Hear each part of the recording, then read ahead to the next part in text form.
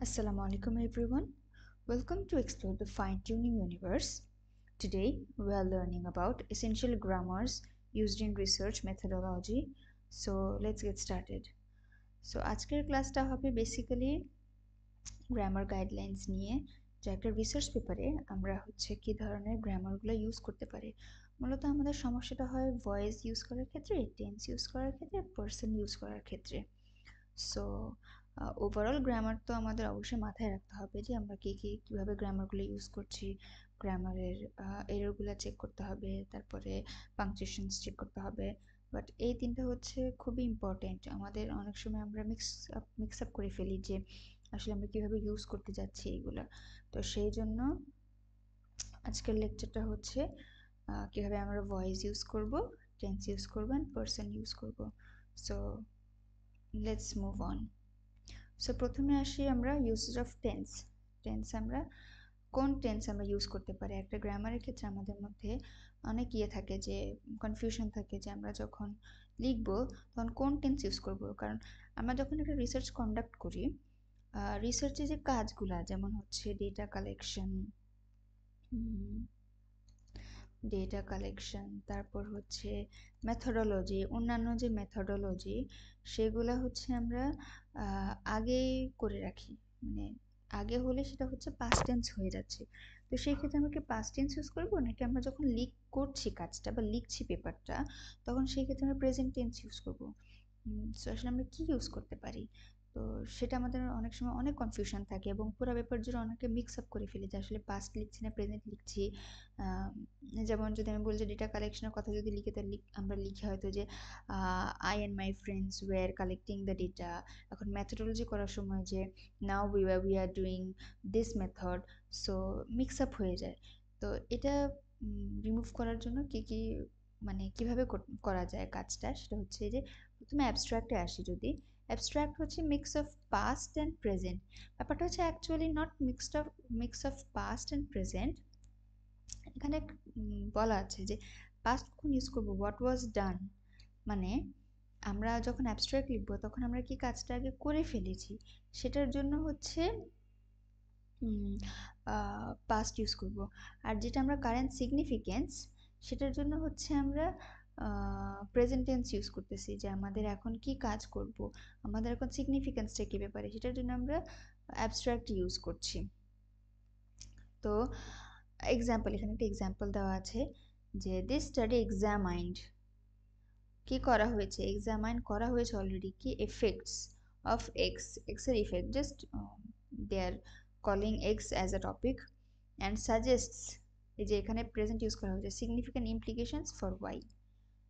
Just একটা উদাহরণ যে কোনটা ক্ষেত্রে কি ইউজ করা যেতে পারে। Okay, then come to introduction. ইন্ট্রোডাকশনে অলওয়েজ প্রেজেন্ট টেন্স ইউজ করতে গাইডলাইন দেওয়া হয়েছে।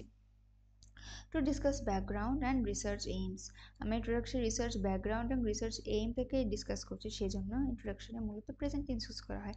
This paper investigates the impact of X on Y. এই পেপারটার কন্ট্রিবিউশনটা আমরা লিখতে পারি যে এই পেপারটা কন্ট্রিবিউশনটা এটা, the contribution of this paper is, this paper investigates, our motive is. Okay, এটা লিখতে পারি আমরা। আচ্ছা, মেথডস অ্যান্ড রেজাল্টের ক্ষেত্রে পাস্ট টেন্স, বিকজ কাজগুলা বিশেষ করে যে মেথডগুলো আমরা আগে করে ফেলেছি, রেজাল্টগুলো আমরা আগে দেখে নিয়েছি, সেই জন্য এখন আমরা এটাকে পাস্ট টেন্স ইউজ করছি। তো এক্সাম্পল কি দিয়েছি এখানে, the data were collected and analysed using statistical software. So এখানে পাস্ট টেন্স ইউজ করেছি। ফাইনালি ডিসকাশন অ্যান্ড কনক্লুশনের ক্ষেত্রে কি tense, mix of again past and present. পাস্টে কি ফাইন্ডিংস, নর্মালি কি করা হয়েছে এবং কি ফাইন্ডিং পেয়েছি, যেটার জন্য আমরা পাস্ট ইউজ করছি। আর প্রেজেন্ট কখন ইউজ করছি, প্রেজেন্ট ইউজ করছি ইন্টারপ্রিটেশনস অ্যান্ড ইমপ্লিকেশনসের জন্য। মানে আমরা এখন কি বলতে চাচ্ছি, কি কনক্লুড করতে চাচ্ছি ডিসকাশনের মধ্যে বা কনক্লুশনের মধ্যে, পুরো পেপারটা কি ফাইন্ড আউট করেছি আমরা, সেটা করার জন্য মূলত আমরা প্রেজেন্ট টেন্স ইউজ করছি। এই যে দ্য রেজাল্ট শোড, রেজাল্ট কি দেখিয়ে ফেলেছি, এই যে দ্য রেজাল্ট শোড, বিকজ রেজাল্টের বেলা আমরা পাস্ট টেন্স ইউজ করেছি।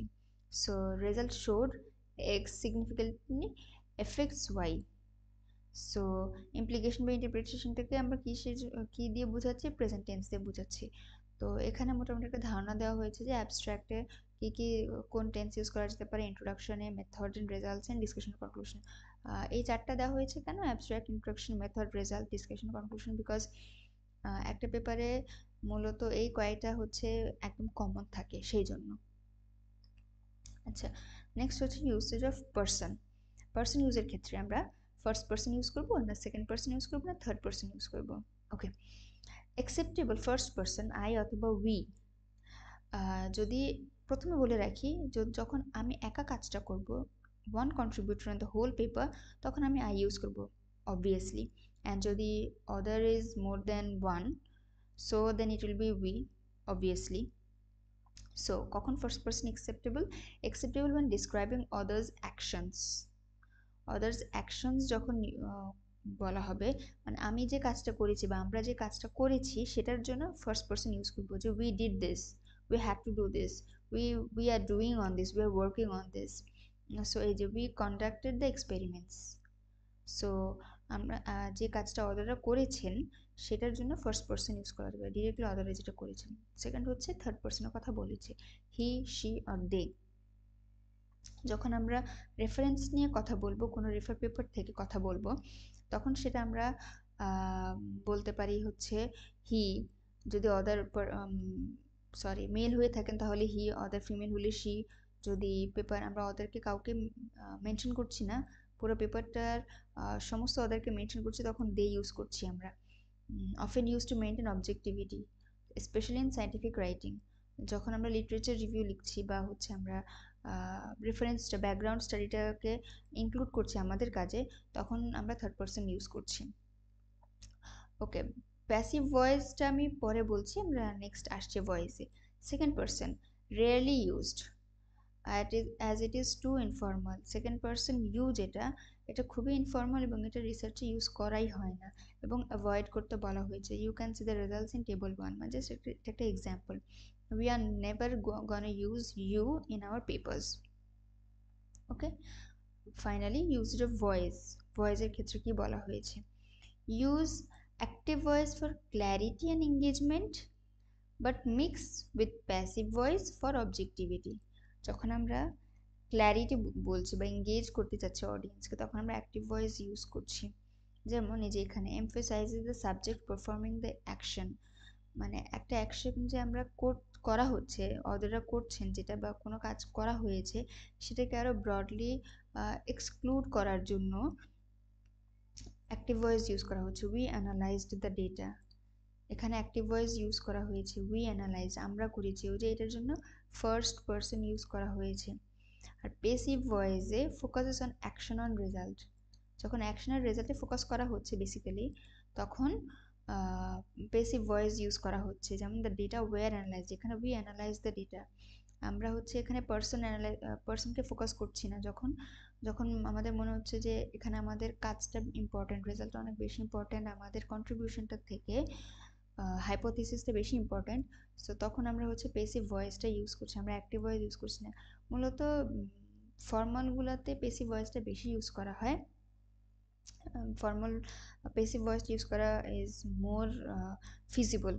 Active voice, I mean using I or we is also okay, or using third person or first person is also okay, but we focus, that means it focuses the work you have done more than focusing on the results that came out.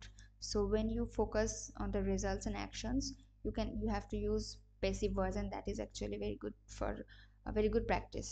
So what are the best practice? এখানে best practice বলা হয়েছে balance both voices depending on the context. Context is very important for the research, and সবথেকে বেশি important যেটা, আসলে আপনি active use করবেন না পেসিভ ইউজ করবেন, সেটার জন্য সবথেকে বেস্ট হচ্ছে কনসিস্টেন্সি মেনটেন করা। এখন আমি যদি শুরু থেকেই অ্যাক্টিভ ভয়েস দিয়ে করা শুরু করে দিই, যে আমি পেপারটাকে পুরোটা উই বা আই দিয়ে করে ফেলেছি, সো আই থিঙ্ক কনসিস্টেন্সিতে স্টিক থাকি এবং আমি শুধু অ্যাক্টিভ ভয়েসই ইউজ করি। বাট আমার যদি মনে হয় যে না, আমি পেসিভ ভয়েসে করবো, I don't want to focus on me, I want to focus on the work, then you stick to the passive voice and go on a consistent way and style throughout the paper, and just stick with your own intuitions.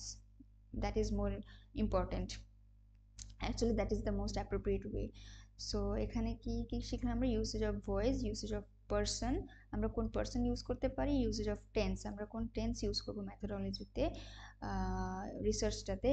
So এই পর্যন্তই ছিল। কারো যদি কোনো question থাকে দয়া করে আমাদেরকে জিজ্ঞাসা করবেন। Thank you for watching and reach out us to any time if you have any questions, and stay inspired and stay tuned. Thank you everyone. Assalamu alaikum.